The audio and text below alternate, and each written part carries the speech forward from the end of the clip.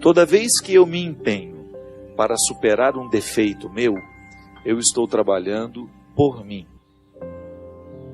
E porque estou trabalhando por mim, faço brilhar o amor que está em mim. O amor próprio, ele funciona como uma imunidade que vai proteger o amor que está em mim. O que é a imunidade? É tudo aquilo que nós temos dentro do nosso organismo como um mecanismo de defesa contra vírus, bactérias, até as células cancerígenas que o nosso organismo gera todos os dias. O nosso mecanismo, eu me lembro que a minha primeira professora de biologia, que nem era biologia, a gente chamava de ciências, né? Ela usou uma metáfora muito simples para nos ajudar a entender o que era a imunidade. Era um bando de soldadinhos que corriam com suas armas para matar os vírus, as bactérias, as células cancerígenas que estavam ameaçando o nosso organismo. O amor próprio tem a mesma função. Cria uma imunidade. Isto é, cria uma barreira para que nada nem ninguém venha ameaçar o amor que está em mim. Bonito isso, não é? Onde existe uma criatura, lá está o amor do Criador. São Francisco de Assis compreendeu isso com tanta profundidade que ele começou a perceber o amor em si, até nas plantas, nos animais. Em todas as realidades, Francisco de Assis percebia o amor em si, o amor de Deus. Muito mais ainda, quando ele começou a encontrar os leprosos que ficavam fora da cidade de Assis, ficavam fora do muro, que as cidades medievais eram muradas, justamente para não serem invadidas, não serem saqueadas pelos inimigos. Então os leprosos ficavam do lado de fora desses muros. Francisco, depois com Clara e com todos os seus amigos, foram para fora dos muros de Assis para buscar aqueles que estavam negados nessa dignidade. Tamanha era a comoção do coração deles em relação à percepção do amor de Deus na vida do outro. O amor em mim me move na direção do amor ao outro. Mas antes é uma experiência pessoal de amor. É o amor por mim que me dá condições de amar o outro. Porque nós erramos muito na nossa vida amorosa, na nossa vida sentimental, justamente porque a gente quer dar ao outro aquilo que a gente ainda não se ofereceu. Como é que eu posso dar amor ao outro se eu ainda não me dei amor? Como é que eu posso cuidar de alguém se eu ainda não cuidei de mim? Como é que eu vou oferecer confiança ao outro se eu ainda não confio em mim? Se eu ainda não arregimentei dentro de mim essa confiança que me dá condições de lidar de maneira madura com o outro. Então, minha gente, se eu não trato esse amor por mim, no meu dia a dia, no próprio reconhecimento do amor de Deus em mim,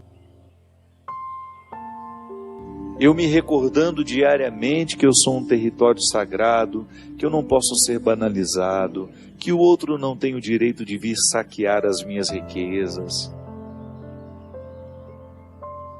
Então é este amor por nós que vai fortalecendo essa nossa imunidade para que a gente tenha condições de viver relacionamentos mais maduros, mais duradouros, mais saudáveis e que estabelecem confiança. É por isso que quando nós anunciamos o Evangelho, a primeira coisa que nós precisamos falar para as pessoas é sobre o amor de Deus. Se você pegar uma estrutura querigmática, que é de primeiro anúncio, se você pegar uma pregação que queira ser querigmática, qual que é o primeiro passo dessa pregação? Contar ao outro que Deus nos ama. Anunciar ao outro que Deus é amor. Contar aos que não sabem, recordar aos que estão esquecidos. Deus nos ama. Sem essa compreensão, minha gente, nós não vamos a lugar nenhum. Não existe conversão. É o primeiro passo de todo o processo de conversão, é a gente assumir na nossa vida a certeza do amor de Deus por nós. Aí você pode dizer, padre, mas eu sou tão miserável. Se o senhor conhecesse os pecados que eu pratico todos os dias, justamente. Todos nós precisamos ouvir diariamente esse anúncio querigmático, porque todos nós somos pecadores. E o pecado é justamente uma realidade que vai dificultando a nossa percepção do amor de Deus em nós. Uma pessoa que estraga a sua vida nos erros, nas drogas, na prostituição, na mentira, na injustiça e por aí vai, ela está ocultando o amor de Deus nela. Não é que Deus deixou de amar, não. É que ela deixou de perceber que é amada. O que é pior nessa vida?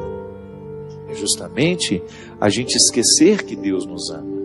Causa um prejuízo terrível. É a temática daquele livro que está aqui. Foi assim que eu comecei. O Discípulo da Madrugada.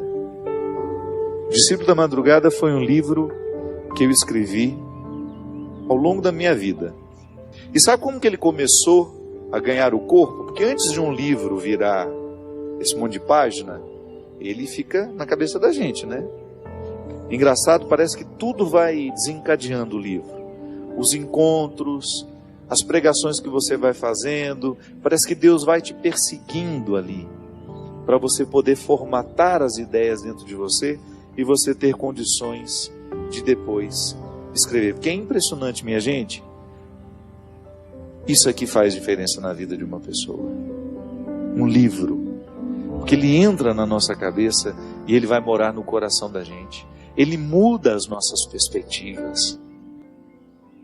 Isso aqui é a experiência de um homem que falava do amor de Deus, mas não tinha experimentado ainda. E sabe como é que ele nasceu? Num dia em que eu tive a graça, me lembro, não sei exatamente o ano que foi. Eu fui visitar a Adélia Prado, essa escritora que vocês já me escutaram tantas vezes falar dela. E aí, num determinado momento, ela falando como ela percebia muitas vezes o prejuízo humano que uma pessoa experimenta de não saber ser amada por Deus. E aí ela soltou uma frase que mexeu comigo. Esqueceram de nos contar que Deus é amor. E assim nasceu esse livro. Esqueceram de nos contar que Deus é amor. Mas eu já escutei falar tantas vezes. Mas foi da boca para fora. Quando a Adélia fala, esqueceram de nos contar, ela não está falando desse discurso da boca para fora, não, que nós fazemos o tempo todo. Esqueceram de nos contar com a vida. Esqueceram de nos contar com os exemplos. Sim. Porque quando nós não recolhemos o outro que precisa de nós, nós não estamos contando a ele que Deus é amor. Não adianta eu passar e dizer a ele, Deus ama você, meu irmão, mas não estendo a mão, não faço alguma coisa por ele. E muitos de nós somos esse discípulo da madrugada que precisa fazer esse itinerário de superação.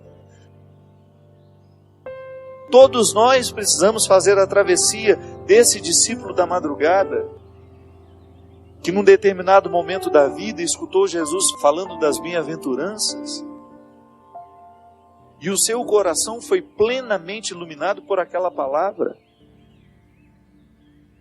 Porque o discípulo da madrugada é um homem religioso que descobre no meio do caminho que não é religioso coisa nenhuma. Só está vivendo as hipocrisias da fé. E a melhor maneira, minha gente, que nós temos de recrutar pessoas é a gente tendo coragem de dizer a elas que nós temos hipocrisias religiosas, sim.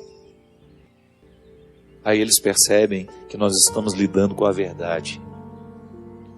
O que expulsa as pessoas da igreja não é quando nós somos heréticos, não.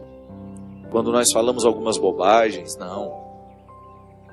O que expulsa os outros da igreja é quando nós não somos capazes de testemunhar a nossa fé com as atitudes.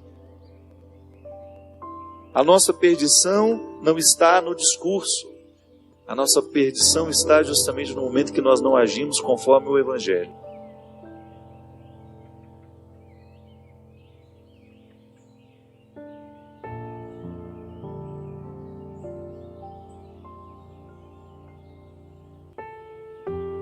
Motivação cristã.